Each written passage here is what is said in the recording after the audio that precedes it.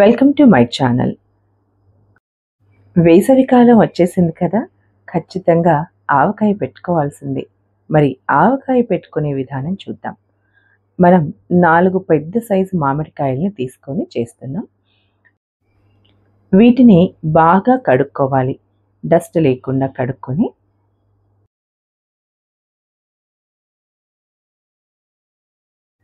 తడి లేకుండా తుడుచుకొని పక్కనుంచుకోవాలి.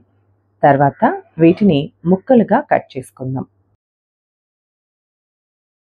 ఆవకాయ తయారు చేసుకునేటప్పుడు ఏమాత్రం తడి లేకుండా చూసుకోవాలి. వీటిని ఇదే కప్పుతోనే మిగతావన్నీ కూడా మనం మెజర్ చేసుకోవాలి. 4 కప్పులకి మనం 3/4 కిలో ఆయిల్ తీసుకొని బాగా మరగబెట్టుకోవాలి. ఒక పెద్ద సైజు 4 వెల్లుల్లి గడ్డల్ని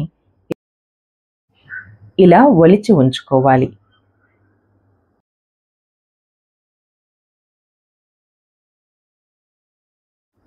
ఆయిల్ బాగా వేడయ్యాక స్టవ్ ఆఫ్ చేసి ఒలిచి ఉంచుకున్న వెల్లుల్లిని వేసి 2 టీ స్పూన్ల ఆవాలను కూడా వేసి 1 టీ స్పూన్ మెంతుల్ని కూడా వేసి చల్లారబెట్టుకోవాలి. మామిడికాయ ముక్కల్ని మెజర్ చేసిన అదే కప్పుతో అరకప్పు ఆవపిండి తీసుకొని ఉంచుకోవాలి. ఆయిల్ చల్లారాక దానిలో 1/2 టీ స్పూన్ పసుపు వేసుకొని బాగా కలియబెట్టుకోవాలి.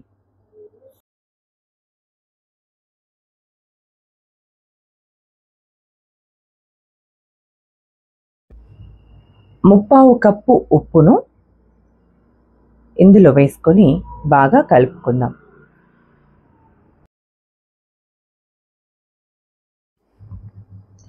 ఉప్పు బాగా కలిసిపోయే వరకు కలుపుకొని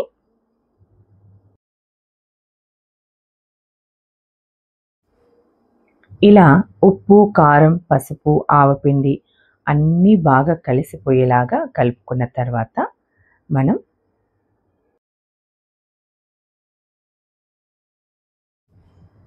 ఇలా ముక్కల్ని కొద్ది కొద్దిగా వేస్తూ కలుపుకుంటూ అన్ని ముక్కల్ని మనం వేసేసుకుందాం. ముక్కలకి ఆయిల్, ఉప్పు, కారం అన్నీ పట్టేలాగా బాగా కలుపుకుందాం. ఇలా ఎర్రగా ఆవకాయ నోరూరేలాగా ఎలా ఉందో చూడండి. ఆవకాయ తయారు చేసేటప్పుడు మాత్రం ఎట్టి పరిస్థితుల్లో తడి తగలకుండా చూసుకోండి. లేదంటే ఎంతసేపు మనం పడ్డ కష్టం అంతా వేస్ట్ అవుతుంది.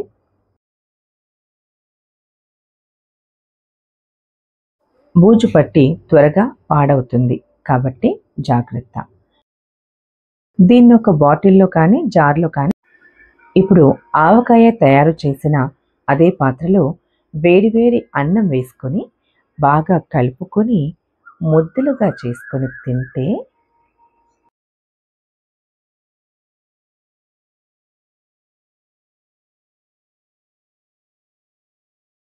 ఎంత రుచిగా ఉంటుందో.